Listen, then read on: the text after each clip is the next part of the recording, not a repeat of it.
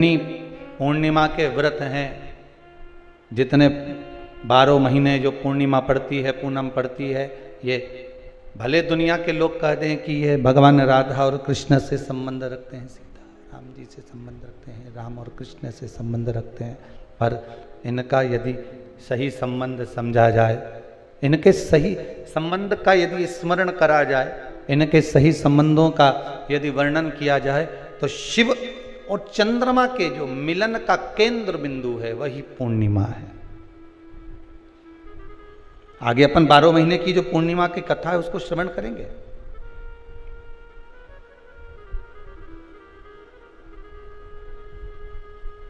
केवल एक पूर्णिमा वहीं तक नहीं रही कि भगवान कृष्ण और राधा जी ने रास किया।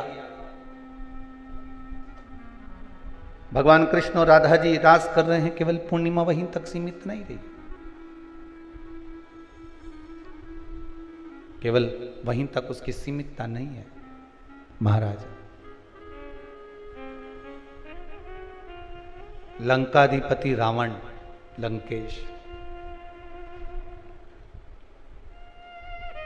लंकाधिपति रावण लंकेश भी भगवान शंकर को प्रसन्न करने के लिए पूर्णिमा का अनुमोदन करता था। लंकाधिपति रावण, लंका में रहने वाला वो लंकेश भी पूर्णिमा का स्मरण करता था। स्वयं माता सीता राघव जी का दर्शन करने के लिए पूर्णिमा के चंद्रमा का स्मरण करती है।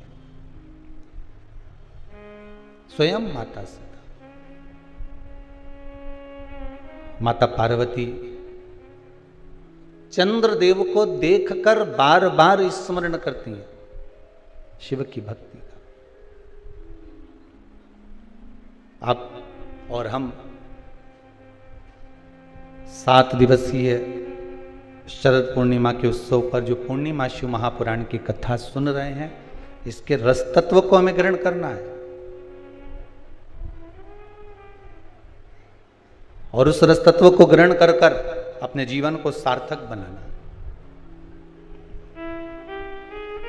कई लोग कहते हैं, गुरुदेव हमने सुना है शरद पूर्णिमा के दिन अमृत बरसता है, इसलिए लोग खीर बनाते हैं तो बाहर रख देते हैं। पहले हमारे यहाँ भी रखते थे, ऐसा नहीं है कि हमारा पुराना मकान जो टीन का था, आप जब सीहोर में कभी जाएं तो पूछ लें, पत्रे का मकान था। अब पत्रे के मकान में हमारी अम्मा, हमारी माता जी हमको खीर बना के दे देती, हम रख आते पत्रे पर। हमको क्या मालूम था कि सुबह खीर ही नहीं मिलेगी, बिल्ली पूरी खा जाएगी।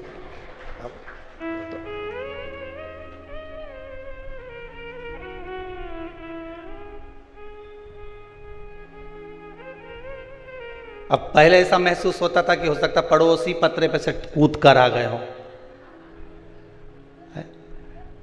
पर वो तो बाद में मालूम पड़ा कि बिलैया खा गई है।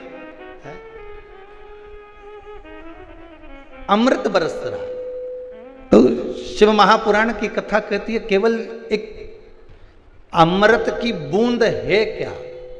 तो कहा शरद पूर्णिमा के दिन जो आप, हम, संपूर्ण विश्व के लोग, संसार के लोग जो भगवान का भजन करते हैं, रात्रि के समय पर जो भगवान का स्मरण करते हैं, भजन करते हैं, कीर्तन करते हैं, मंत्र जाप करते हैं, नाम जाप करते हैं, यही तो वो अमृत है, यही वो अमृत है। और कोई अमृत दूसरा है ही नहीं, और कोई दूसरा अमृत है ही नहीं। अमृत यदि है तो केवल एक भगवत नाम का ही अमृत है। भगवान शिव की कथा करें, करुणा सागर, त्रिकालदर्शी, कैलाशी, अविनाशी शिव कह रहे। जब ओघड़दानी,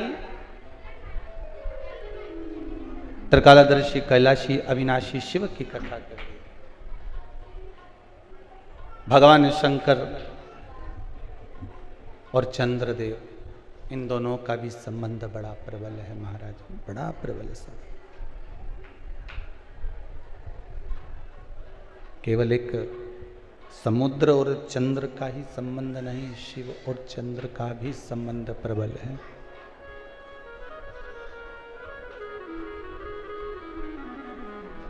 एक बात ध्यान रखिए, समुद्र का सबसे बड़ा गुण यही है कि वो घटते हुए चंद्र को देखकर दुखी होता है और बढ़ते हुए चंद्र को देखकर प्रसन्न होता है। सबसे बड़ी प्रसन्नता ये है। जब व्यक्ति के जीवन का अहंकार, अभिमान निकल जाता है तो ये विश्वास मानिएगा कि आपके भीतर से विष निकल गया। क्या निकल जाना चाहिए? अहंकार।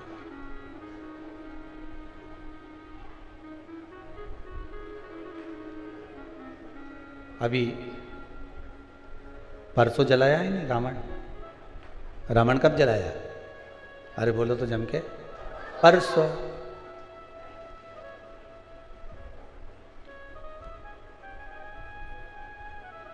कोई कह रहा था रावण दुराचारी था, ठीक है, पापी था, ठीक है,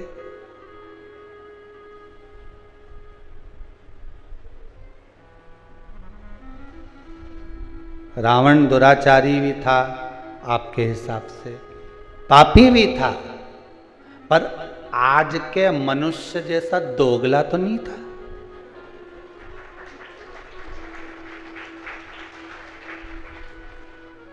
वो पापी था अपनी जगह पर, वो दुराचारी था अपनी जगह पर दोगला नहीं था।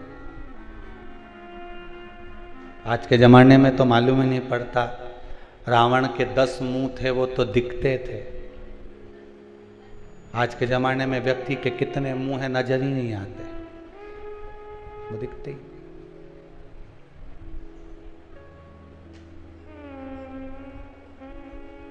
पर जिसने जो देखा उसे वही दिखा।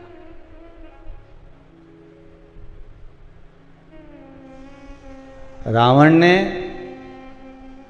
माता सीता का तो स्पर्श भी नहीं करा जब तक लंका में मां जानकी रही, पर आज तक भी अगर पुतला जलता है तो वो रावण का ही जलता है। पुतला सही मायने में जलना था तो दुर्योधन और दुशासन का जलना था, जिसने तो चीर खींच दिया था।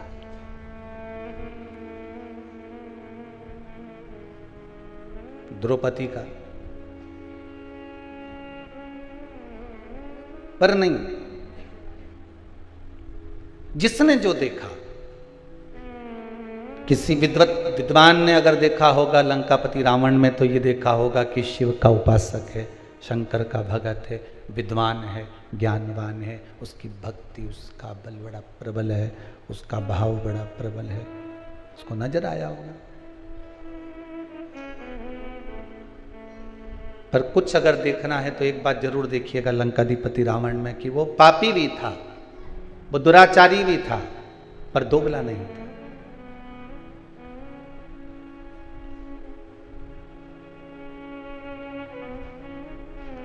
जो किया,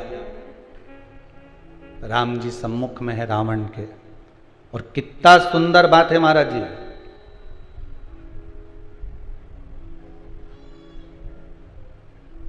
रावण संहिता के अंतर्गत लिखा है, भगवान राम ने रावण के पास में अपने छोटे भाई लक्ष्मण जी को भेजा था जब वो पड़ा हुआ था भूमि पर।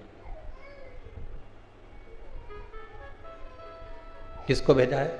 लक्ष्मण जी। लक्ष्मण जी ने पूछा, भैया आप मुझे क्यों भेज रहे हो, किस लिए भेज रहे हो, क्या कारण है मुझे यहां भेजने का, और भेजना भी है आपको तो ये कहां भेज रहे हो? वो लंकाधिपति रावण के पास में, वो लंकेश के पास में, वो लंकाधिपति रावण के पास में मुझे भेज भी रहे हो तो कहां भेज रहे हो? जरा विचार करिए, कहां जा रहे हो?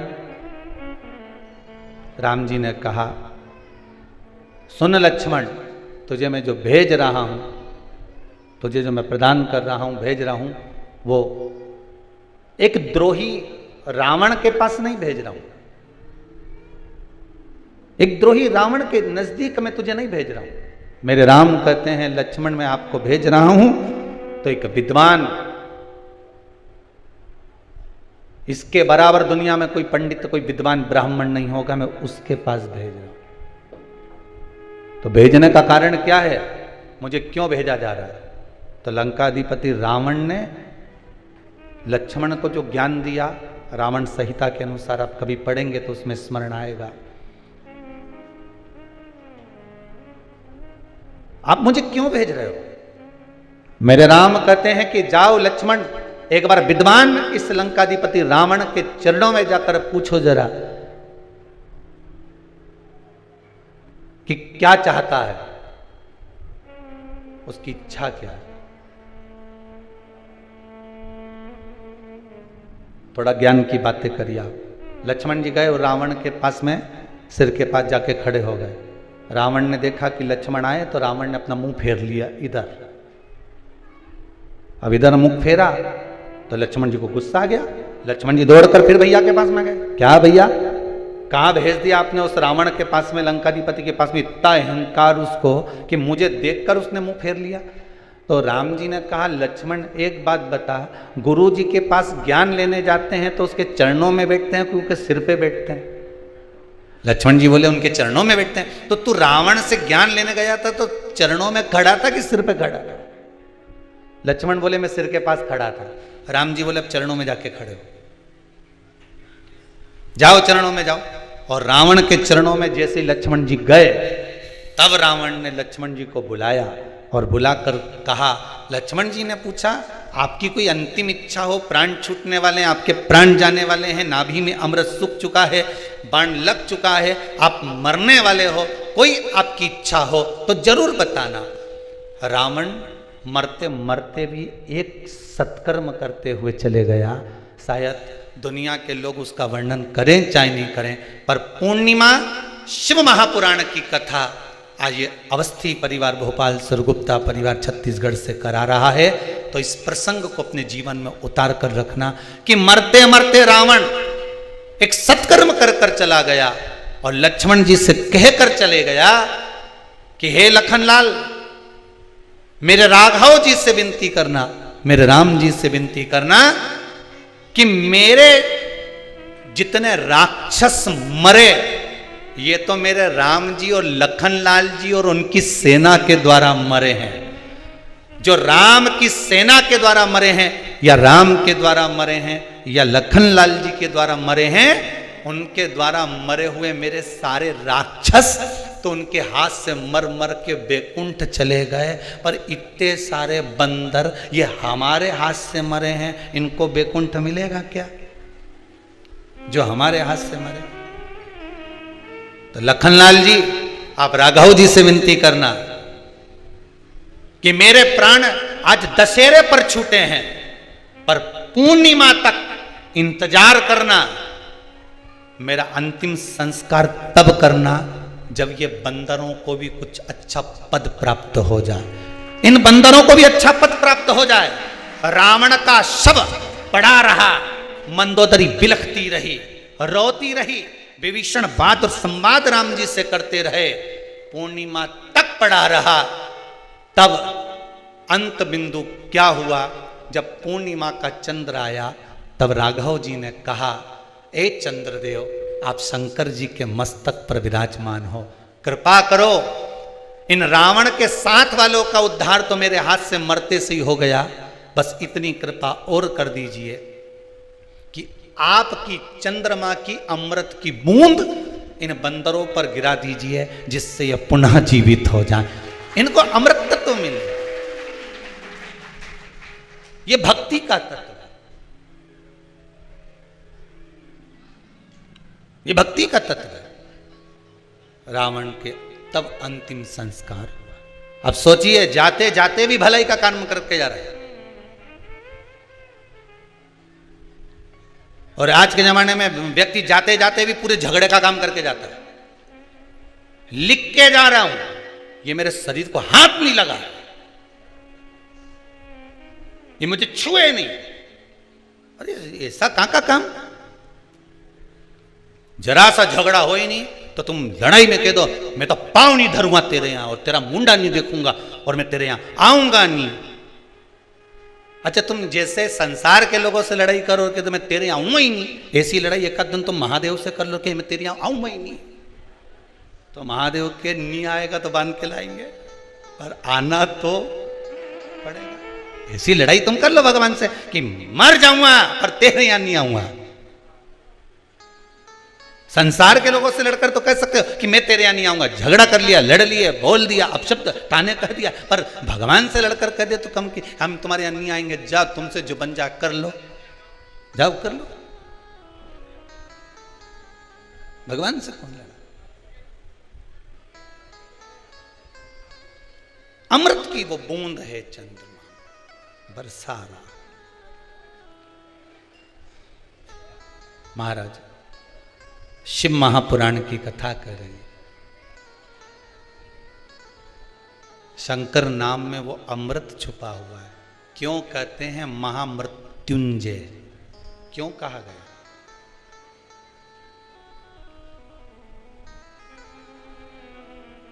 हम सार्वजनिक रूप से तो महामृत्युंजय मंत्र नहीं बोलेंगे, पर वायलिन के द्वारा, वाद्ययंत्र के द्वारा आप अपने भीतर से वेद मंत्र का स्मरण मौन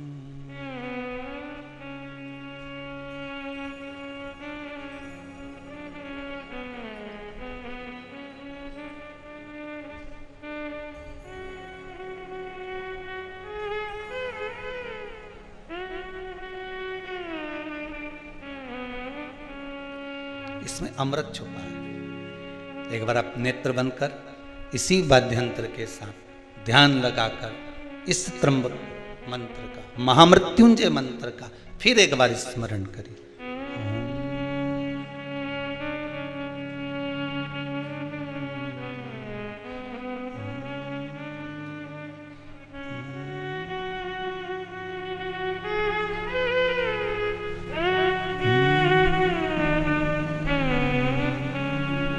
ये वो मंत्र है, शिव का अमृत तत्व इस महामृत्युंजय मंत्र के अंदर छुपा हुआ है।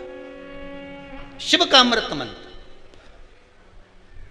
अगर किसी का एक्सीडेंट हो जाए, शुगर बीपी बढ़ गया, कोई बड़ा रोग आ गया, तो सबसे पहले आप पंडित देवता को बुलाकर, ब्राह्मण देवता को बुलाकर, अपने नगर के पुरोहित ब्राह्मण आदि जोगी सन्यासी जो भी है उनके पास में जाकर पूछोगे, गुरुदेव जरा पत्रिका देखिए, पत्रिका देखकर मेरे दादाजी का, मेरे पिताजी का, मेरी माताजी का, मेरे भाई का, बंधु का, सखा का, पति का, पत्नी का, बेटे का, पुत्र का, जरा देखकर बताओ कि इसका ग्रह क्या चल रहा है। और कह दिया इसके ग्रह तो सब ठीक है। नहीं नहीं गुरुदेव, इसको कष्ट बहुत है, बहुत कष्ट में। किसी भी ब्राह्मण देवता से पूछोगे, नगर के किसी ब्राह्मण जन से आप पूछोगे, किसी विद्वान पंडित जी से आप पूछोगे, तो वो अगर शरीर में कष्ट है, रोग है, बीमारी है, बड़ी विपदा आन पड़ी है, तो कोई तुमसे नहीं कहेगा कि कनक धारा का पाठ करिए, कोई तुमसे ये नहीं कहेगा कि श्री सूक्त का पाठ करिए, कोई तुमसे ये नहीं कहेगा कि पुरुष सूक्त का पाठ करिए। अगर विपदा भरी है, रोग बड़ा है, तकलीफ बड़ी है, कष्ट बड़ा है, तो कोई तुमसे ब्राह्मण जन, विप्रजन, विद्वान पंडित जन एक बात जरूर कहेंगे कि महामृत्युंजय का अनुष्ठान करवा लीजिए। क्यों? महामृत्युंजय के उस मंत्र में क्या छुपा है? महामृत्युंजय के उस मंत्र में है क्या? तो महामृत्युंजय के उस मंत्र में चंद्र और शिव का अमृत तत्व छुपा हुआ है।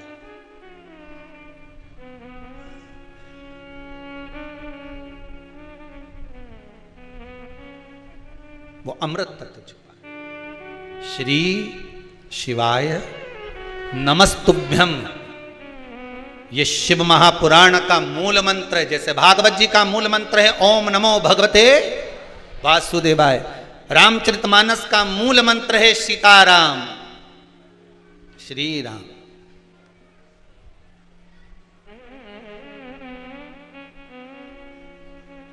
शिव महापुराण का मूल मंत्र है श्री शिवाय नमस्ते। इस मंत्र में कुछ तो सुख होगा। ये किसी ने पर्चा लिखकर भेजा है, देखिए पर्चे तो आए हैं पर हम पढ़ नहीं पाए हो ज्यादा।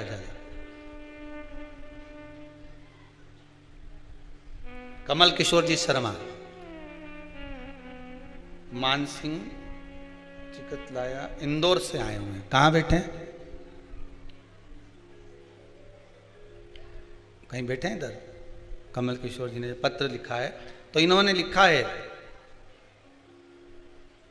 मैं इंदौर मध्य प्रदेश से अपने परिवार व मेरी साली साड़ू भाई के साथ कुबेरेश्वर धाम आया हूँ। मेरे परिवार के साथ में रुद्राक्ष महोत्सव में मैं भी आया था, रुद्राक्ष प्राप्त किया था। मैंने मेरे पुत्र की नौकरी की कामना करी थी और बाबा ने मेरे बेटे की नौकरी लगा दी है। ये पत्र आया है, जहाँ बैठे होंगे उनका स्मरण होगा।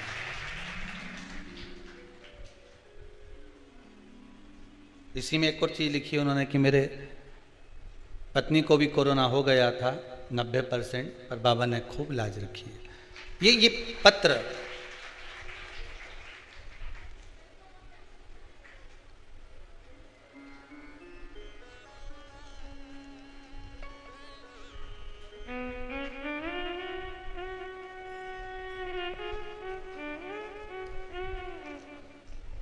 शिव देने वाला, शिव लेने वाला, शंकर के नाम में, शिव नाम में अमृत तत्व की प्राप्ति, अमृत छुपा।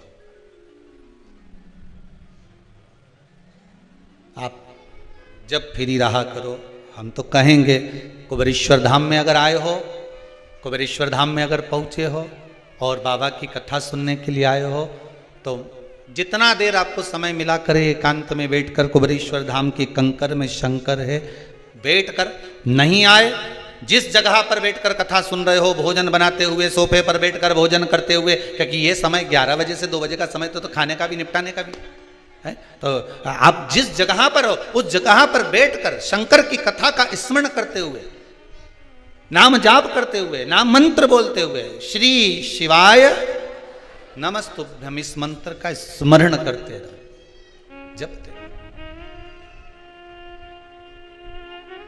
शिव मंत्र है, शिव महापुराण की कथा कर रही है। लंकाधिपति लंकेश, रावण भी अहंकार था, रावण में अभिमान था, दुराचारी भी था मान सकते हैं, पापी भी था मान सकते हैं कि उसने पाप कर्म करा, माता सीता का हरण करा, सब कुछ मानते हैं कि करा होगा, किया होगा, सब मानते। पर अहंकार, अभिमान, अहम व्यक्ति का जब जाता है तो व्यक्ति आपरूप निर्मल होता चलेगा। जब अहंकार जाता है तब निर्मलता जाती है। होता है कभी कभी गुल्लक, किस किस के यहाँ पर गुल्लक, बच्चे लोग जो पैसा डालते हैं, है किसी किसी के यहाँ? आप लोगों के यहाँ जितने लोग आस्था पर कथा सुन रहे हैं, एक छोटे से बच्चा, छोटा बच्चा एक गुल्लक तैयार करता है, उस गुल्लक में रुपया डालता जाता है, पैसा डालते जाता है, गुल्लक में रुपया पैसा भरते जाता है, पैसा डाल रहा है, रुपया डाल रहा है। पर विचार करिएगा, एक दिन गुल्लक को अहंकार आ जाए कि जितने रुपए डले हैं सब मेरे। बोलो सही बात है? ये गुल्लक के हैं क्या है? और एक दिन गुल्लक को अहंकार आ जाए कि जितना रुपया डाला ये सब मेरा है, इसमें जितना पैसा पड़ा सब मेरा है, और गुल्लक को अहंकार आ जाए और एक दिन कहीं का व्यक्ति आए और छोरे ने जो गुल्लक उठाई ने उनके 2 दोचा फेंका ने पैसा सब निकल के बाहर आया, तब गुल्लक को समझ में आया कि जब तक मैं फूटी नहीं, जब तक मुझे फोड़ा नहीं, जब तक मुझे तोड़ा नहीं, जब तक मैं टूटी नहीं, तब तक ये धन मेरा था। गुल्लक को अभिमान था जब तक धन मेरा था, और जैसी टूट गई फिर समझ में आया कि ये धन मेरा नहीं था, मैं तो गुल्लक थी, इकट्ठा कर रही थी, दूसरे के लिए जोड़ रही थी, और एक दिन जिसके लिए जोड़ा उसी ने मुझे, हर जम के तो बोलो, तोड़ा। मैंने जिसके लिए जोड़ा उसी ने मुझे तोड़ा, और तोड़ा तो मैंने जिंदगी भर इसी के लिए जोड़ा था, मुझे छोड़ना पड़ेगा, देना पड़ेगा। गुल्लक की कथा नहीं, अपन सब की कथा है। जैसे गुल्लक में 5-5 रुपया, 2-2 रुपया, 10-10 रुपया, 50-50 रुपया, 100-100 रुपया, 1000-1000, 2000, ये सब जोड़ जोड़ कर जो हमने रखा गुल्लक में, उसी तरह हम गुल्लक की तरह हैं। एक छोटा सा प्लाट है, खरीद लो, थोड़ा सा बना लो। किसके लिए? बच्चे बड़े होंगे उसमें रहेंगे, गुल्लक की तरह हम भी जोड़ रहे हैं। साड़ी मिली मायके से, नहीं पहनी, अच्छी थी, बेटी के लिए रख दी, और अच्छी थी, बहू को चढ़ावे में चढ़ा देंगे।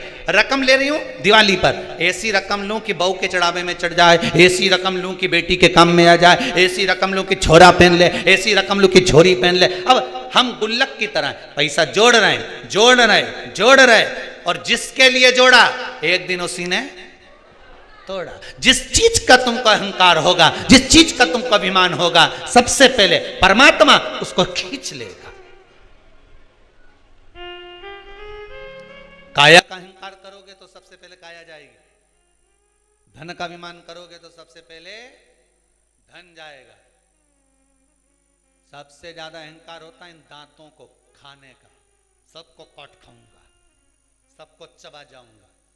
पूरे शरीर में सबसे पहले यही जाए, पूरे शरीर में।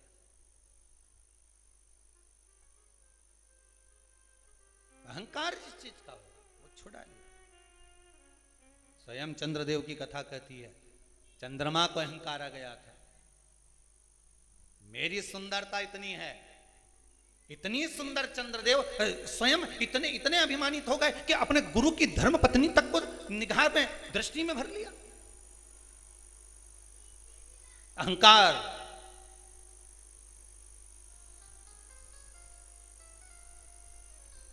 अहंकार जब आता है व्यक्ति समझ नहीं पाता है। जब अहंकार आ गया वो समझा नहीं। वाणी भी कर्कश हो गई। कौवा और कोयल दोनों में सबसे अच्छा कौन बोलता है? जम के तो बोलो जरा। कोयल अच्छा बोलती है, ठीक है। कौवे ने तुम्हारा कुछ बिगाड़ा क्या? अरे बोलो तो जम के। नहीं। कोयल ने तुमको रिश्वत दी क्या? तो फिर तुमने कोयल का नाम क्या को लिया है? कोयल ने ना तो तुमको रिश्वत दी, कोयल ने ना तुमको कुछ एक केरी तोड़ के दी, कोयल ने ना तुमको कभी लड्डू लाके दिया, और तुमसे पूछा कि कौवा और कोयल में जोरदार कौन बोले, तो तुम तुरंत बोल दिए। जितने आस्था चैनल पे कथा सुन रहा है तुरंत बोले कोयल अच्छा बोलती है। तो कौवे ने तुम्हारा क्या बिगाड़ा था रे? वो तो बेचारा श्राद्ध में जिमने भी आए, और नहीं आए तो तुम थाली लेके काव काव करता रहा जा। इसके बाद भी तुम्हारा पितरों के नाम से आए जिमने, तो भी तुम्हारे मुंह पे नहीं आया कि कौवा अच्छा बोले। तुम्हारे मुख पे आया तो एक ही बात आई ना, कोयल अच्छा बोले। ना कोयल ने तुम्हें रिश्वत दी, ना मोती दिया, ना लड्डू दिया, ना पेड़ा दिया, ना कपड़े दिलाए, ना एक बार कभी दिवाली पे घूमने गई तुम्हारे साथ। ना वो कोयल कभी तुम्हारे को शॉपिंग मॉल में लेके गई कि कभी एक आध बार हैंडसेट दिला दिया हो, मोबाइल दिला दिया हो। इसके बाद भी तुम्हारे मुख पर नाम आया तो कोयल का आया। कौवे ने तुम्हारा कुछ बिगाड़ा? कभी कौवे ने गाली दी, अपशब्द बोला हो, कभी तुम्हारे लिए आड़ा टेढ़ा करा बोला? कभी नहीं। पर कारण केवल एक था कि कौवा बोलता बड़ा बेकार था और कोयल बोलती बड़ा मीठा थी। बस निवेदन यही है, आप किसी को धन दो मत दो, आप किसी को दौलत दो मत दो, आप किसी को संपदा दो मत दो। मेरा निवेदन केवल इतना सा है, घर में जितनी माताएं निवास करती हैं, घर में जितनी बहुएं निवास करती हैं, घर में जितने बेटे रहते हैं, घर में जितने बुजुर्ग रहते हैं, उन सब से निवेदन है कि कौवा ना तो किसी का कुछ बिगाड़ता है और कोयल ना किसी को कुछ देती है तो भी कोयल की बड़ाई होती है। उसी तरह तुम भी कुछ मत दो, रोटी बनाना हो तो बनाओ, नहीं बनाना मत बनाओ, जाओ ने कमरा में सो जाओ, पर मुंडा से जो आवाज निकालो तो कोयल जैसी निकालो, तो दुनिया में तुम्हारा पूछने वाला ढेर हो जाए, ढेर पूछेंगे। बस वाणी की प्रधानता। वाणी ऐसी बोलिए जो मन का आपा खोए, पर आज के जमाने में वाणी ऐसी बोलिए जो जम के झगड़ा होए, पर उससे मत बोलिए जो तुमसे तगड़ा। आज का जमाना बड़ा तो बोलो, मना नहीं, तुम करो काम ना करो तुम्हारी मर्जी पड़े उतना करो, पर मुख से जो वाणी निकले श्रेष्ठता की निकलना होना चाहिए। जो मुख से वाणी निकले वो अच्छी निकलना होना चाहिए, श्रेष्ठतम।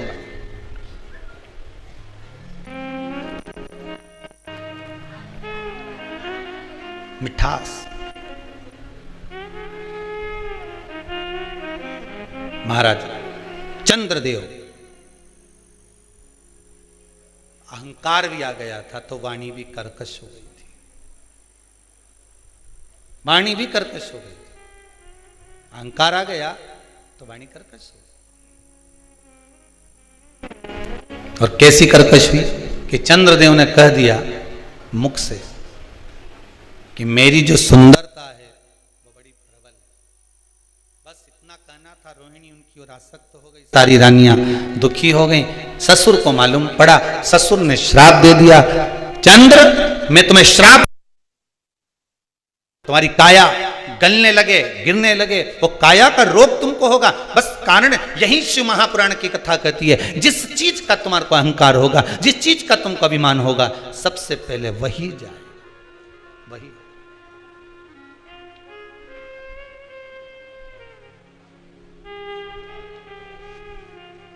वो कहे ना,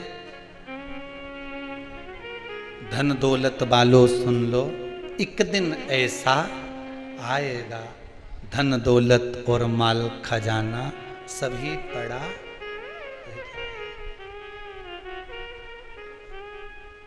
सुंदर काया माटी होगी, चर्चा होगी गली गली, ले लो रे कोई राम का प्यारा, शोर मचाऊं गली गली, शोर मचाऊं।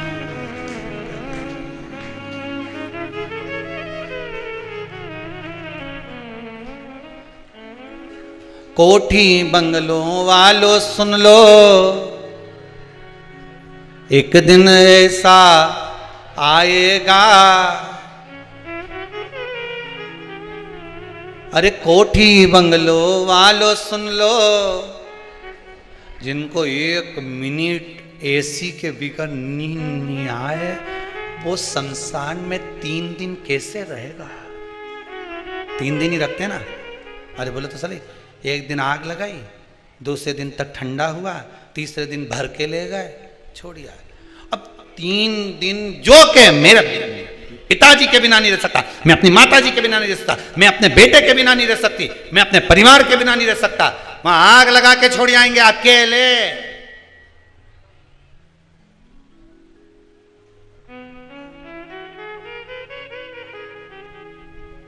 हमारा तो निवेदन है, जो जिसको ज्यादा लगे ना कि मैं बिना एसी के नहीं रह सकता, मैं तो कहीं पे भी जाता हूं तो एसी का कमरा चाहिए, एसी का कमरा, उनसे निवेदन है शमशान में जाने से पहले एसी लगवा जाना।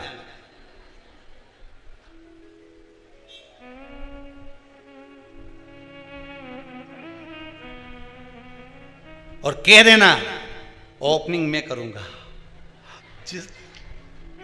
लिख के जाऊंगी, वसीयत में लिखो, बिना एसी के कमरे के में नहीं रह सकता। तो शमशान में बिना एसी के कैसे? तो एसी लगवाओ, बेटो से कहते शमशान में एसी लगवा। तो शमशान में कहां लगवाऊं? जहां मुर्दा जले। ओपनिंग कौन करेगा? जिस दिन मैं आऊंगा सोऊंगा, 3 दिन में ओपनिंग, बस तो लगवा। अरे कोठी बंगलो वालों सुन लो, एक दिन ऐसा, इसीलिए कहते हैं, बार बार निवेदन करते हैं, साल भर में कम से कम 5 दिन 7 दिन ऐसे निकालो कि गुरु के चरणों में जाकर रहो। जब गुरु के चरणों में जाकर रहोगे तो ना तुम्हारा एसी का कमरा मिलेगा, ना डनलप का गद्दा मिलेगा, एक जरा सा कारपेट मिल गया, उस पे छोटा सा चद्दर डाल लो, पड़े रहो। वहीं पे जाकर अहंकार टूटता है, केवल गुरु के दरवाजे पर। कहीं अहंकार टूटेगा तो वहीं टूटेगा, पड़े रहे 7 दिन 8 दिन गुरु के चरणों में जाकर, भगवान के चरणों में जाकर, किसी तीर्थ में जाकर, वहां अहंकार को तोड़ कर रहना, अहंकार के साथ। चंद्र को अहंकार था, काया का काया बेकार हो गई, ऐसी गई काया, टपकने लगी, टपक रही, रोने लगा चंद्रदेव। क्या करूं मैं, करूं क्या? देव ऋषि नारद मिले, नारद भी गुरु हैं, गुरु ने बता दिया, और गुरु होता ही ऐसा है, मार्ग बता दिया।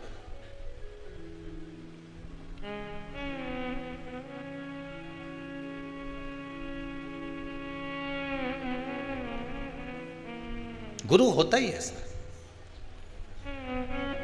एक व्यक्ति कभी भगवान का भजन नहीं करता था, कभी नहीं, जीवन में कभी उसने सत्कर्म नहीं करा, भजन नहीं करा, पाप ही पाप करा। एक दिन उसकी मां ने कहा, क्या बेटा तू दिन भर पाप करता रहता, गलत काम करते रहता।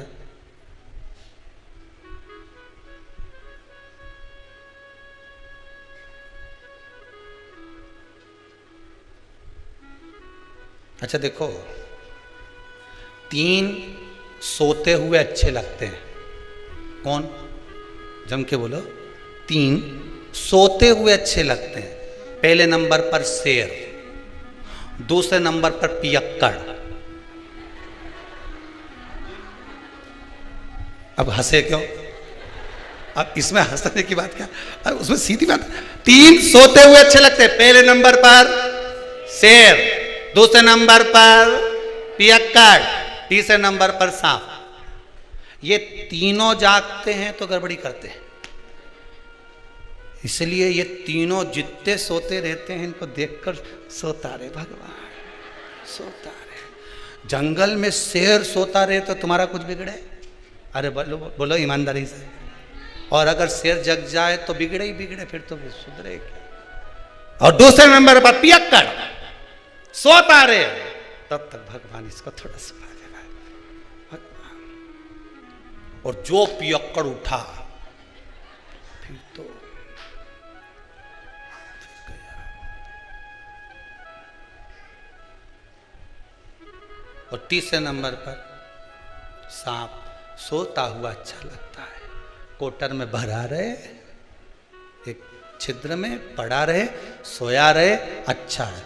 और सांप जब जग जाए तो बिना पुंगी के भी पुंगी बच जाए। ये 3 सोते हुए, ये जगे, 3 ने गड़बड़ी करी,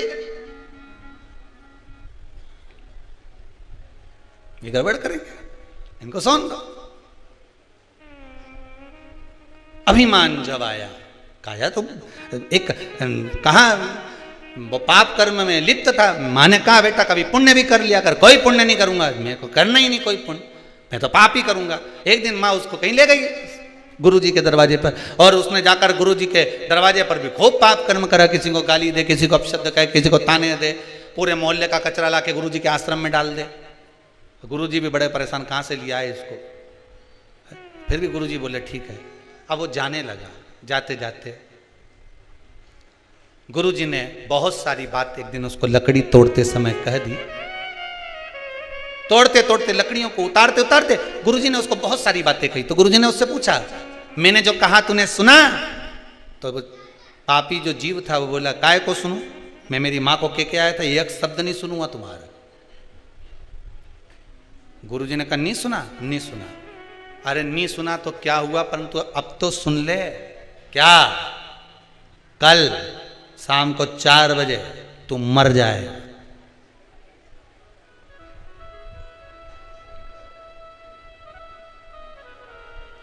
मरेगा ये पक्का है, पर अगर मर भी जाए ना, परमात्मा के सामने भी पहुंच जाए तो परमात्मा से कह देना जो लेने आए उसे एक ही बात कहना। वो पूछेंगे तेरे से कि पहले पुण्य भोगेगा कि पाप भोगेगा, तो कह देना पाप भोगूंगा और पुण्य को मुझे मेरी आंखों से देखना। बस इतना कहना और कुछ मत कहना, जा। अब इसको तो लगा कोई गुरुजी कोई सत्य बोलेंगे कि मैं 4 बजे मर जाऊंगा, और जैसे ही 4 बजे दूसरे दिन तो निपटी गया, मर गया। मरकर यमराज की कैद में गया तो यमदूतों ने ले जाकर इसको यमराज के सामने खड़ा करा। यमराज ने कहा बता पुण्य भोगेगा कि पाप भोगेगा? तो क्या पाप तो भोगूंगा पर पुण्य अपनी आंखों से देखूंगा। तो दोनों में से पहले क्या करना चाहता है? तो उसने कहा पाप भोग लेता हूं और पुण्य अपनी आंखों से देख लेता हूं, बस बता दो। अब इतने में यमराज ने कहा ये कोई बात होती है कि पुण्य अपनी आंखों से देखेगा? मर गया क्या पुण्य क्या खाक देखेगा? नहीं, मैं तो अपनी आंखों से देखूंगा। यमराज इसको ले गए, इसको नरक का भोग भुगताते भुगताते भगवान ब्रह्मा जी के पास पहुंच गए। ब्रह्मदेव ने पूछा हुआ क्या?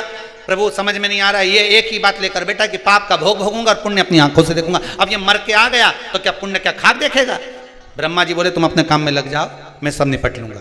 ब्रह्मा जी ने उसको रोक लिया, भैया क्या बात है? उसने कहा बस एक ही बात है, मेरे को पुण्य अपनी आंखों से देखना, और पाप भोगना है। तो ब्रह्मा जी ने कहा तुमने पाप भोग लिया ना? हाँ भोग लिया, अब पुण्य दिखा दो। तो ब्रह्मा जी ने कहा भैया पुण्य केवल इतना सा है कि मरने से पहले तूने गुरु की एक बात मान ली और यहां आकर उस बात को कह दिया कि पाप भोगूंगा और पुण्य अपनी आंखों से देखूंगा। तूने गुरु की मात्र एक बात मानी, इसलिए तुझे मैं ब्रह्मा का साक्षात दर्शन हो गया। एक बात अगर तूने आज गुरु की मानी है तो ब्रह्मा का दर्शन हुआ है। ये शिव महापुराण की कथा वेद व्यास जी महाराज 24,000 श्लोक को शिव महापुराण के इन संवादों को, इन श्लोकों को, इस शिव महापुराण को, भागवत आदि पुराणों को अगर वेद व्यास जी ने लिखा है और किसी ब्राह्मण के मुख से आप श्रवण कर रहे हैं, एक संवाद, एक शब्द भी अगर आपने अपनी जिंदगी में उतार लिया तो यह पक्का है कि पुण्य तुम्हारे सम्मुख में आकर खड़ा हो जाएगा और परमात्मा का, मेरे शिव का एक ना एक दिन दर्शन जरूर हो जाएगा। यह पक्का है। आप मानो, उसका स्मरण करो। पर हम सोए हुए हैं, अहंकार हम खोए हुए। महल अटारी वालों सुन लो, एक दिन ऐसा आएगा, धन दौलत और माल खजाना यहीं पड़ा रह जाएगा, सुंदर काया माटी होगी। कितना जोरदार था, कितना बढ़िया। सुंदर काया माटी होगी, चर्चा होगी गली गली, ले लो रे कोई राम का प्यारा, शोर मचाऊं गली गली, शोर मचाऊं गली गली। ये जानने वाले देव ऋषि नारद मिले, सम्मुख में प्राप्त हुए। चंद्रदेव ने हाथ जोड़कर पूछ लिया, बताइए प्रभु नाथ, ये काया जो गिर रही है, काया जो नष्ट हो रही है, इसका कोई उपाय हो तो अवश्य बताइए। कोई उपाय?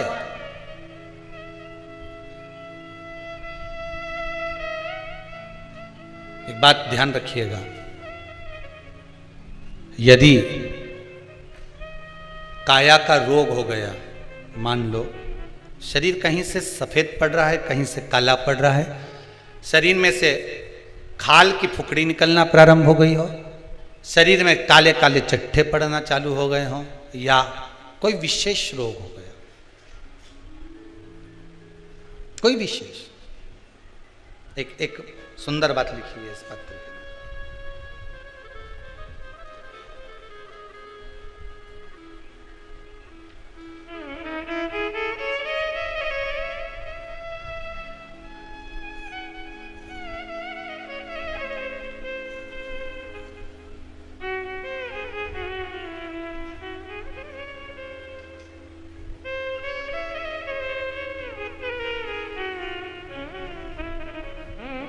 इसी पत्र में लिखा है,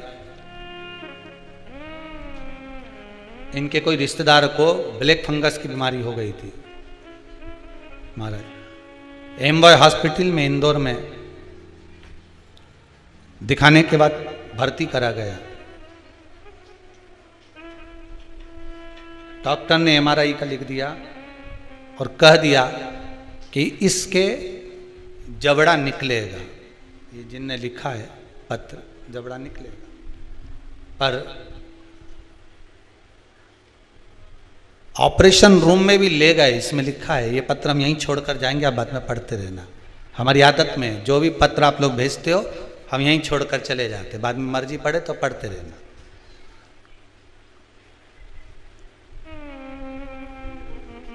डॉक्टर ऑपरेशन रूम में ले गए और ले जाने के बाद बाहर जो बैठे थे उन्होंने श्री शिवाय नमस्तुभ्यम का जाप करना प्रारंभ करा, शिव पुराण पर विश्वास रखा। डॉक्टर बाहर आकर बोलता है कि जो पस भरा था हमने वो निकाल दिया, जबड़ा निकालने की जरूरत नहीं है और श्रेष्ठ है। यही शिव है, शंकर है ही है।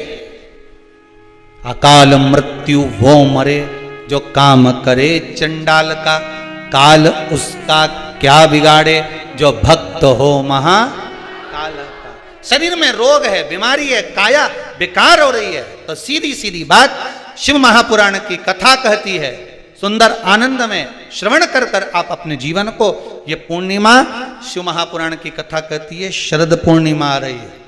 कुछ नहीं करना, पीपल का एक पत्ता, उस पत्ते पर थोड़ा सा चावल, थोड़ा सा चावल, पूर्णिमा की रात्रि को अपने हाथ में लेकर, अपने नयनों से लगाकर, शरीर पर से स्वयं उतारकर उसको दरवाजे के पास रख दीजिए। पूर्णिमा की रात्रि को पूर्ण होने पर उस चावल को दूसरे दिन सूंघ कर बहते हुए पानी में डाल दीजिए। महाराज कितने भी रोग से ग्रसित हो गए, पीपल का एक पत्ता 52,000 ब्राह्मण की साक्षी कराता है। महाराज बहुत ध्यान देना, पीपल के वृक्ष में स्वयं नारायण का, मेरे कृष्ण का वास है। स्वयं भगवान गीता के अंतर्गत कहते हैं कि मैं पीपल का वृक्ष हूं, नारायण उसी में। 52,000 ब्राह्मणों का वासा एक पीपल के पत्ते में होता है। और आपको पहले भी कथा में कहा, गाय, ब्राह्मण, बहन, बेटी, ये सब काल का हरण करने वाले हो, काल को हरने वाले हो। रोग को मिटाइए, शिव का स्मरण करो। पूर्णिमा के दिन चावल का एक आखा दाना, आखा दाना जानते हो, पूरा खंडित चावल नहीं, कितना चावल, एक दाना चावल का शंकर भगवान के शिवलिंग पर समर्पित करिए। एक बेलपत्र जिसका डंडी का मुख अपनी ओर हो, जहां से चावल चढ़ाया है, उस चावल के ऊपर अपनी कामना कर कर रख दीजिए और चंद्रमौली भगवान का स्मरण करिए। कौन से भगवान? शंकर भगवान का सर्वश्रेष्ठ सुंदर नाम है चंद्रमौली। चंद्रमौली भगवान का स्मरण करिए, अपनी कामना कर कर बेलपत्र समर्पित कर कर शिव जी पर एक लोटा पानी, एक जल पात्र समर्पित करो, कलश से जल चढ़ा दीजिए, नैनों में वो जल लगाकर अपनी कामना कर कर वापिस घर को आइए। अगली शरद पूर्णिमा आएगी, जो कामना करी है मेरा चंद्रमौली भोलेनाथ उसे पूर्ण कर ही देगा। शिव उपासना के लिए जितनी 12 महीने में पूर्णिमा पड़ती है, एक एक पूर्णिमा का व्याख्यान वर्णन करेंगे। आज तो कथा का महत्तम दिवस है, पहला दिवस है, तो हम उसको महत्व समझें कि पूर्णिमा का महत्व क्या है, हम उसका महत्व समझें कि शंकर और चंद्र का रिश्ता क्या है, संबंध क्या है।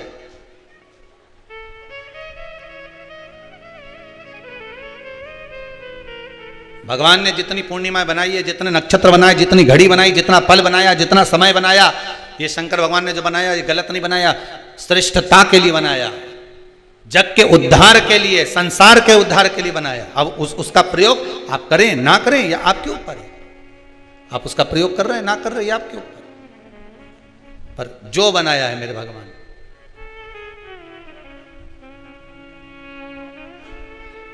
शिव देने। चंद्रमा ने देवऋषि नारद के चरण को पकड़ लिया। नारद जी बोले क्या हो गया? बस मेरा अहंकार था, इतना अहंकार मुझे काया का था कि मुझे काया के अभिमान में मैं अपने गुरु की धर्म पत्नी को भी अपशब्द कह गया, उसको भी मैंने गलत दृष्टि से देख लिया। जब व्यक्ति को धन का अभिमान आता है, अहंकार काया का हो, धन का हो, वैभव का हो, सत्ता का हो, जिस चीज का व्यक्ति अभिमान करता है उसमें सब कुछ भूल जाता है कि ये मेरी माता है कि ये मेरे पिता है, ये मेरे भाई हैं कि मेरे बंधु हैं कि मेरे सखा हैं।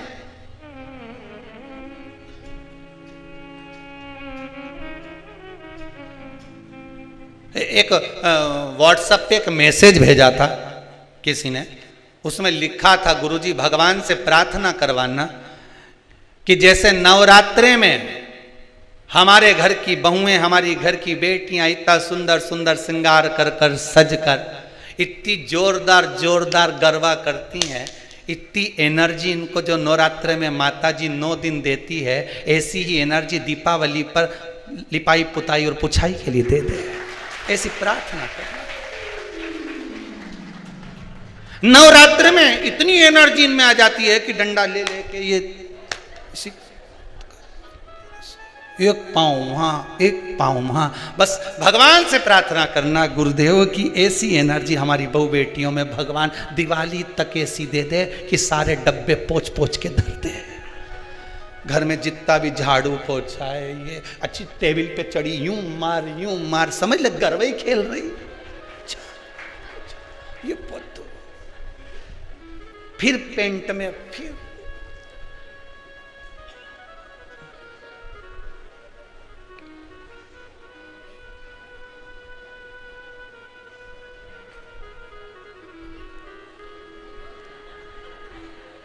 अब वो एनर्जी ना जाने कहां चली जाती है। 9 दिन के बाद अगर सास कह दे कि बेटी उधर से झाड़ू लगाती लगाती लिया और सारे रसोई घर के डब्बों को निकाल के धो के पोंछ ले, उतने में तो 4 दिन से तो मेरी कमर ही दुख रही है, एनर्जी खत्म, वो बल समाप्त। शिव कथा कह रही है अहंकार ना करिए। अहंकार में 3 गए धन वैभव और वंश, ना मानो तो देख लो रावण कौरव कंस। ये तीनों अहंकार में चले गए। आपका अभिमान आपका अहंकार आपको परमात्मा से दूर कर देगा, भगवान से।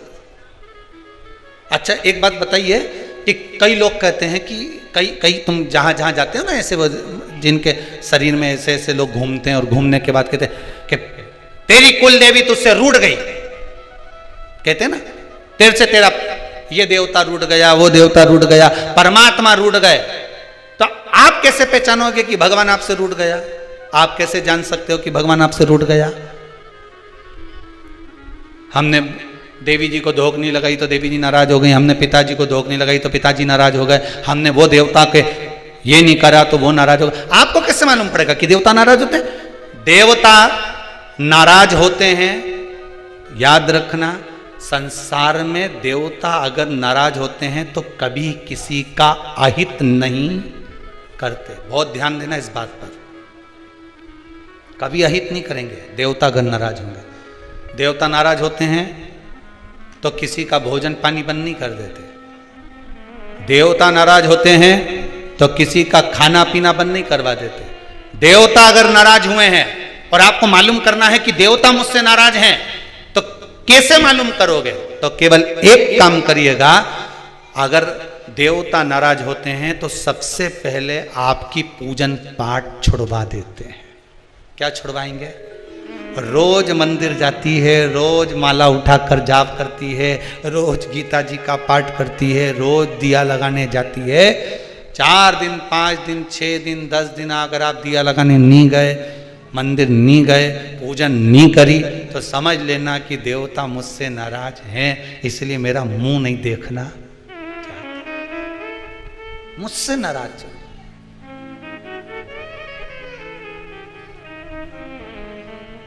लक्ष्मी नहीं आ रही घर में, देवता नाराज है। नहीं नहीं नहीं, लक्ष्मी नहीं आ रही उसके लिए देवता नाराज नहीं है। लक्ष्मी नहीं आ रही उसके कारण तुम्हारा अहंकार है। भगवान ने जब दिया था उसको सत्कर्म में नहीं लगाया था। एक बात इससे पहली वाली कथा में कही थी,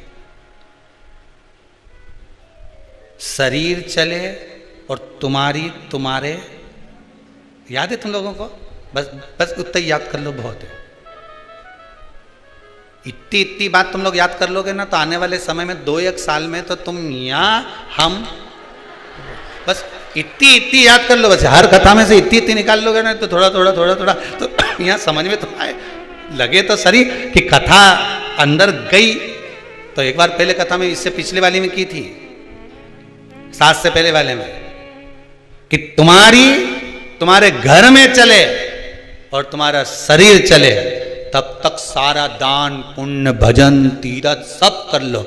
और क्योंकि तुम्हारी घर में चलेगी तभी तुम दान कर सकोगे, सत्कर्म कर सकोगे, भजन कर सकोगे, शरीर सही होगा तो तीरथ कर सकोगे। अब शरीर ही साथ नहीं दे और घर में तुम्हारी नहीं चले तो कोई तीरथ होए कि दान होए?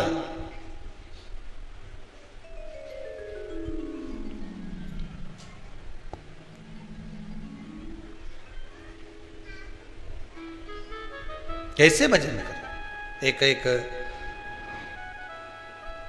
परसों की बात है, एक माता जी आकर बोली थी, गुरुजी मेरा शरीर बहुत कांपता है, शरीर इतना कांपे, मैं घर से लोटा पानी का भर के ले जाऊं तो वहां जाके पूरा खाली हो जाए। अब आप बताओ शंकर जी पानी कैसे चढ़ाऊं? हमने भी सोचा बड़ी गजब की बात है। अब शिव पुराण में लिखा है कि वहीं का लोटा, वहीं का पानी, वहीं के शंकर को चढ़ाओ तो पुण्य नहीं मिले, इसलिए घर से ले जाओ, और अगर वहां का चढ़ाओ तो कुछ एक आध रुपया पानी का जो भरा होगा, जिसने जिसने मजदूरी करी होगी, जिसने लाया होगा, तो वो पहले दान पेटी में डालो, उसके बाद चढ़ाओ। तो हमने कहा माता जी एक काम करो, तो मंदिर में से पानी भर लिया करो। अरे गुरु जी भरने को तो भर लूं, पर आपने कहा था थोड़ी सी दक्षिणा चढ़ाओ, मेरे पास तो इतना भी नहीं है कि मैं दक्षिणा चढ़ाऊं, अब बताओ लोटा कैसे लेके जाऊं? तो हमने मन में सोचा हमें ही मिले ऐसे प्रश्न। अब हमने कहा तुम एक काम करो, तुम मंदिर मत जाओ, तुम तो घर में रहो, भगवान का भजन करो, श्री शिवाय नमस्तुभ्यम जपती रहो।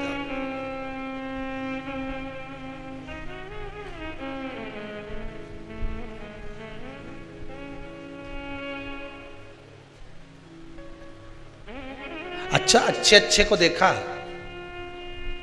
हाथ तो धूजे, पांव भी धूजे, पर ये जीवान कभी नहीं धूजे। नहीं, सोचने वाली बात है, खाने में कभी नहीं धूजी। खाने में तो तुरंत कहते देवड़ा में चटनी कम है, लाओ जरा थोड़ी सी रोज नमक मिर्ची और डालो, जो होता है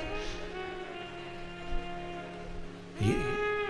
तो कहा मां घर में रहो, श्री शिवाय जपते रहो।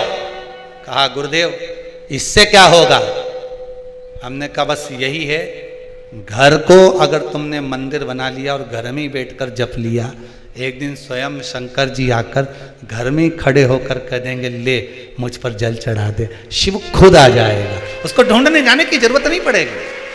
तेरे मंदिर में आना मेरा काम है और मेरी बिगड़ी बनाना तेरा काम है। तेरे दरवाजे पर मैं आ ही गया, मुझे दर्शन दिखाना तेरा काम। ये वो जाना, आप तो उससे निवेदन करो।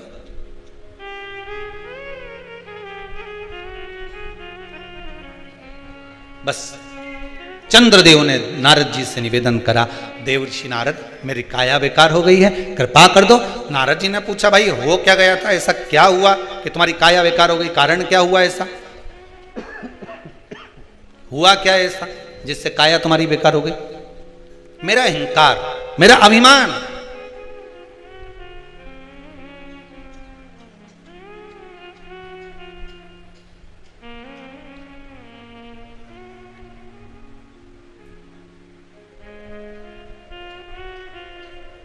पूरे मोबाइल में तुम्हारे फोटो हैं, तुम्हारे मोबाइल में, कहीं मुस्कुराते हुए, कहीं आँख निकालते हुए, कहीं दो चोटी का, कहीं एक चोटी का, कहीं बेंदा का, कहीं नथनी का, कहीं मुस्कुराए, कहीं कुछ करे, कहीं कुछ करे, इतना फोटो तुम्हारे मोबाइल में है।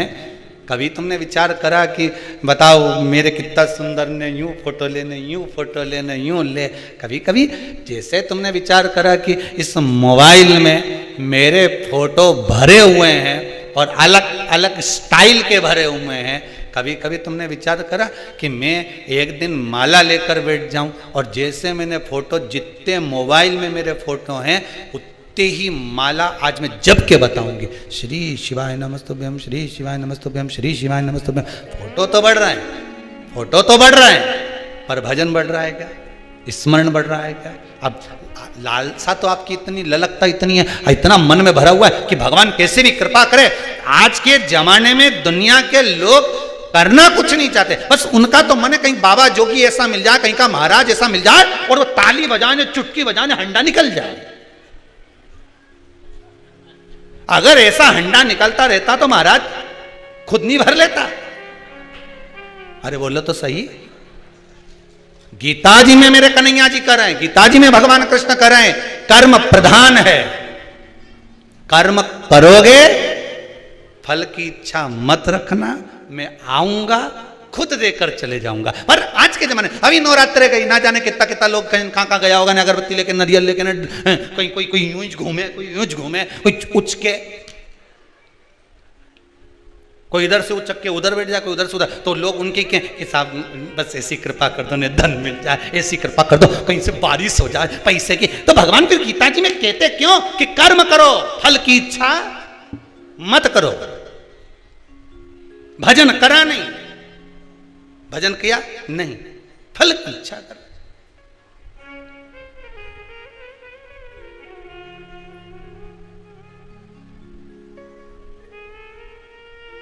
कितना विश्वास इस गुप्ता परिवार में, अवस्थी परिवार गुप्ता परिवार कथा करा रहा है। ये गुप्ता परिवार में छत्तीसगढ़ से ये कथा करवाने के लिए आई हैं माता जी और उनके साथ। तो कितना विश्वास होगा इनका। कल ये बता रही थी कि इनके परिवार में किसी को कैंसर हो गया था, ये यही छत्तीसगढ़ में। जरा माइक दीजिएगा उनको।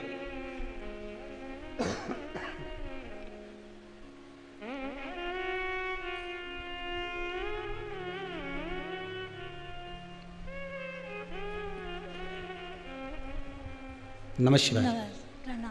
ये छत्तीसगढ़ से आई हैं और इनके शरीर की अगर हालत आप देख लेंगे तो यहाँ से हॉल का गेट तक जाने में कम से कम 10 मिनट लग जाएं। शरीर पर पूरे पे बाबा ने बचाया है, वो तो लकवा लगा हुआ है। और इतनी हालत शरीर की, जरा मैं कहूँगा जी आप 2 मिनट के लिए खड़े होंगे, पकड़ के खड़ा कर दो उनको।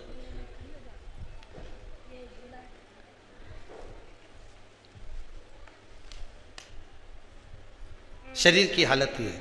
उसके बाद भी विश्वास नहीं आ रहा, और विश्वास नहीं आ रहा, पति से एक ही बात कही कि एक बार शिव पुराण की कथा करवाना है।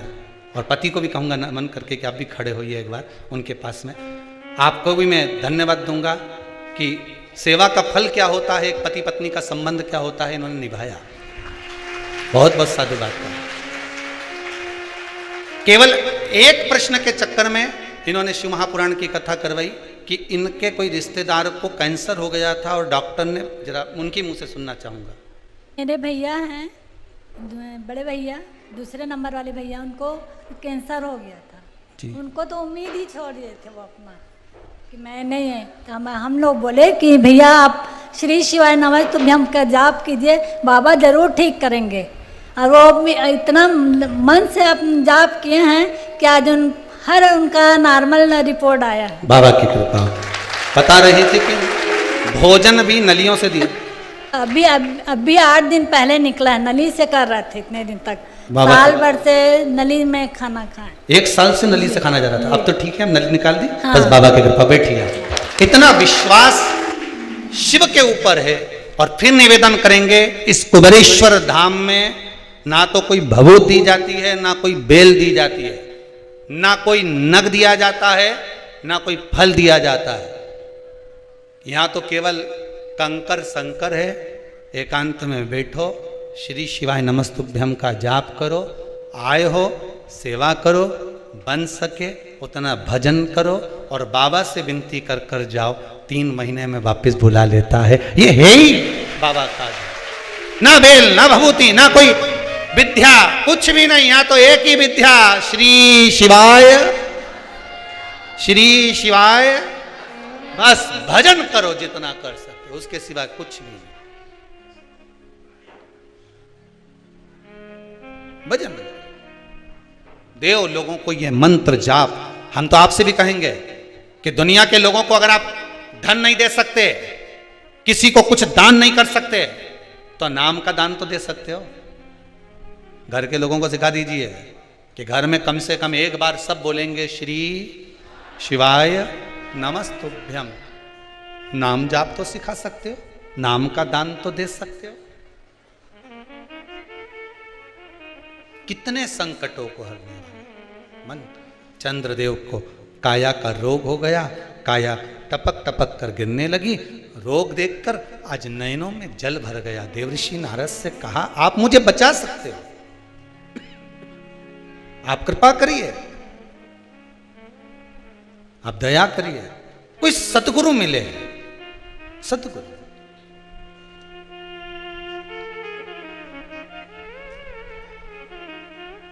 पर गुरु भी गुरु जैसा होना चाहिए हो। नहीं तो आज का जमाना में तो गुरु फिरे बाजार में, हमसे दीक्षा ले, नरक पड़ो चाहे स्वर्ग जाओ, पर लिफाफा हम ही को दे। नहीं तो आज का जमाना में तो गुरु भी इतना हो गया कि जानना मुश्किल है कि असली कौन है नकली कौन, कैसे पहचानो, कैसे जानो, कैसे पहचानो।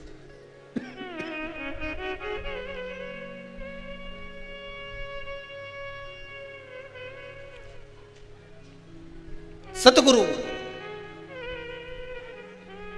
एक रुक्मणी जी के सम्मुख में गुरु आए थे और रुक्मणी जी ने जाकर कह दिया, गुरुदेव मेरे द्वारकानाथ के पास जाकर एक संदेशा दे देना कि ये पत्र में जो लिख कर दे रही हूं ये गुरुजी बस उस द्वारकाधीश के पास पहुंचा दे,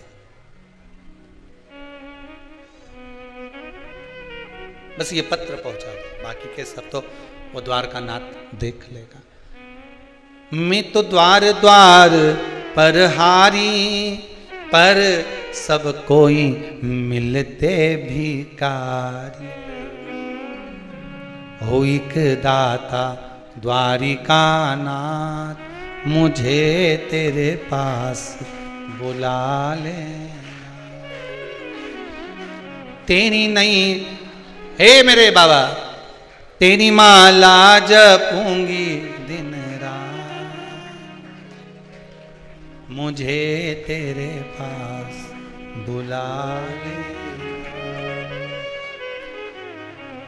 गुरु मिले, सतगुरु मिले, ऐसा मिले कि आपके हृदय की डोर को जो परमात्मा से बांध दे, हृदय की डोर को परमात्मा से बांध दे।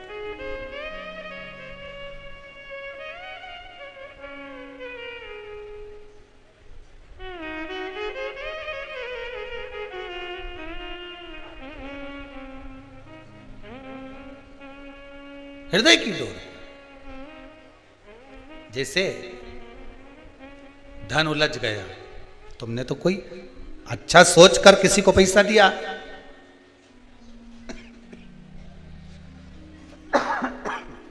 अच्छा सोचकर किसी को धन दिया,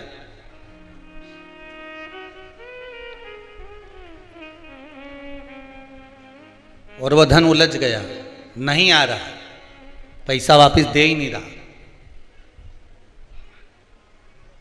बेलपत्री के पेड़ के नीचे, बेलपत्री के वृक्ष की दो थोड़ी सी बाहर निकली हुई छाल को देख लो, बेलपत्री के वृक्ष की छाल, उस छाल पर कच्चा जो सूत होता है, धागा होता है ना, कच्चा धागा, सफेद कच्चा सूत, उस धागे को बेलपत्री की छाल पर 7 बार घुमा लो।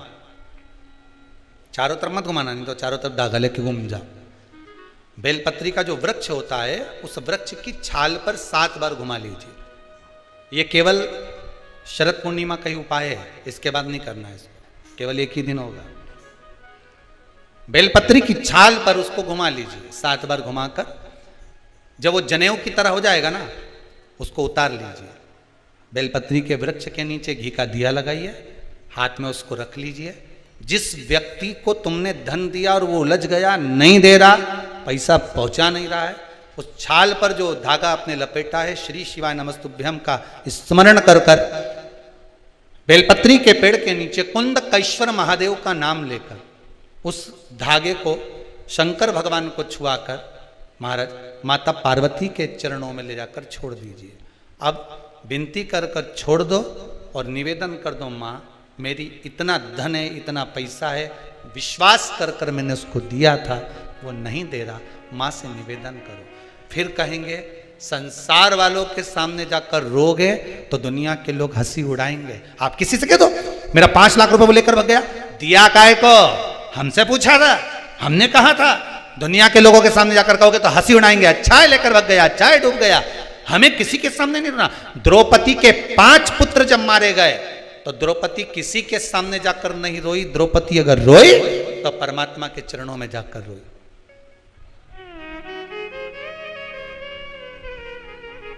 उत्तरा का गर्भ जला, ब्रह्मास्त्र छोड़ा गया, उत्तरा कहीं जाकर नहीं रोई, सीधे भगवान के चरणों में जाकर भगवान ने पूछा हुआ क्या? उत्तरा कहती मेरा गर्भ जल रहा है, ब्रह्मास्त्र आ रहा है।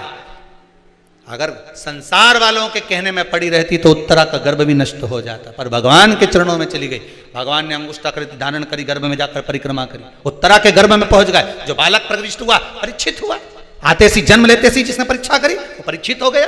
श्रीमद् भागवत में लिखा है संसार वालों के आगे जाकर रोगे तो दुनिया के लोग हंसी उड़ाएंगे, पर परमात्मा के आगे जाकर कहोगे, परमात्मा हंसी नहीं उड़ाता, परमात्मा उस कार्य को सिद्ध करता। उसके सामने जाकर बोलो तो तुम बोलो ही नहीं और परमात्मा के सम्मुख में कहो कि मैंने तो सबके कह दिया, सबसे फोर्स लगा दिया, सबसे सोर्स लगवा दिया, ये करवा दिया। परमात्मा से जाकर निवेदन करो कि मेरा धन उलझा है, मेरा धन मैंने विश्वास रखकर करा था, दे दिया था, माँ अब आपको देना है, भगवान शिव की कृपा से वो पहुंचा दीजिए, आएगा। एक पूर्णिमा पर करके देखने में क्या जा रहा है? शरद पूर्णिमा पर किसी भी समय पर कभी भी करो, पर करो। उलझा हुआ धन मां सुलझा दे, वापिस लाई।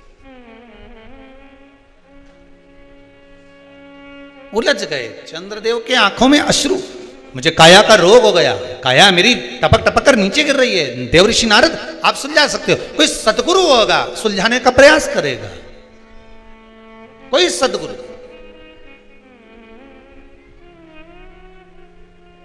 300 ऋषि राजा परीक्षित को मिले थे रास्ते में जाते जाते। कोई कह रहा था हम यज्ञ करा देंगे, कोई कहता हम ये करवा देंगे, कोई कहता हम ये करवा देंगे।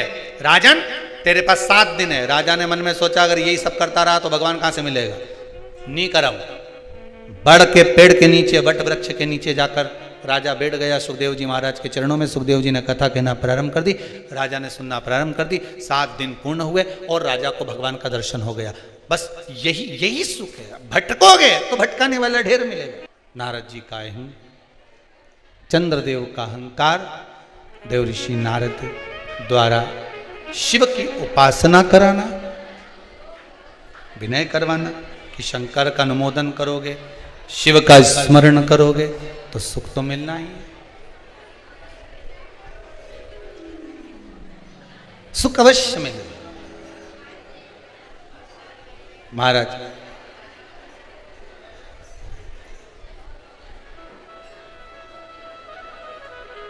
संसार में आए हो, मृत्युलोक में अगर जन्म लिया है तो सुख और दुख ये चलना है। काहे के लिए जन्म लिया था? माता के गर्भ से जब हम पैदा हुए थे महाराज, तो माता के गर्भ से जन्म लेने के बाद हमारा एक ही भाव था, ये दोनों मुष्टिकाएं बंद थी। प्रयास किया गया, निवेदन किया गया, हे भगवान हमें माता के गर्भ से बाहर निकाल दे, हम भजन करेंगे। पर भजन में कोई लगा, सब भोजन में लग गए।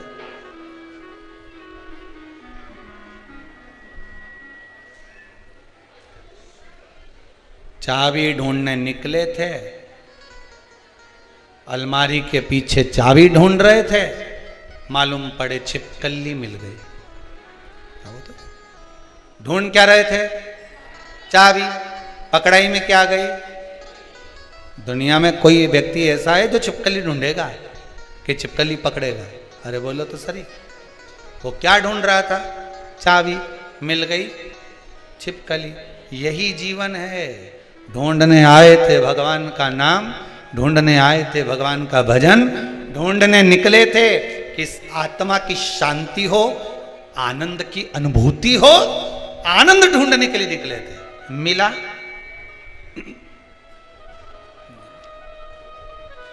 चाबी की जगह क्या हाथ लगी? छिपकली। आनंद की जगह क्या हाथ लगा? दुख।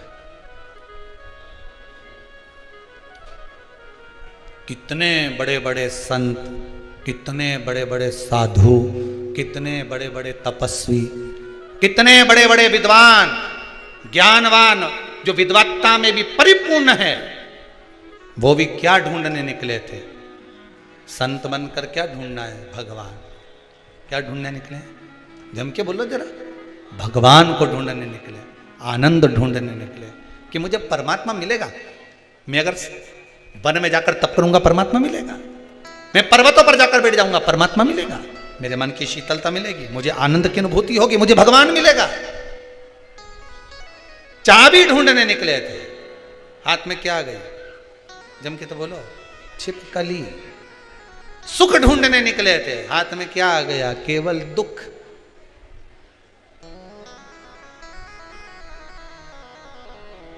आनंद नहीं मिला, परमात्मा नहीं मिला। तो किसी ने पूछा कि हम भगवान को ढूंढने निकले थे, फिर भगवान हमें क्यों नहीं मिल रहा, क्यों प्राप्त नहीं हो रहा, किस लिए प्राप्त नहीं हो रहा भगवान? तो कहा भगवान तो मिल जाता, पर तुमने ढूंढा तो भगवान को, पर तुम ढूंढने तो निकले थे, पर वो छिपकली इसलिए हाथ में लग गई क्योंकि तुम परमात्मा से दूर हो गए।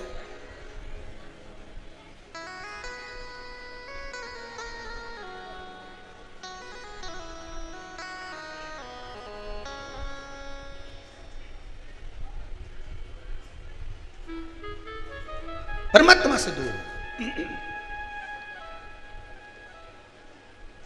भगवान की भक्ति में डूब कर अगर सुख का अनुभव करोगे तो वो मिलेगा। महाराज देव ऋषि नारद ने कह दिया, चंद्रदेव शंकर जी की आराधना करो। समुद्र के किनारे पर बालू रेत का शिवलिंग बनाया, बालू रेत का शिवलिंग बनाकर उसकी आराधना करी। अब देखिए कंकर में शंकर है।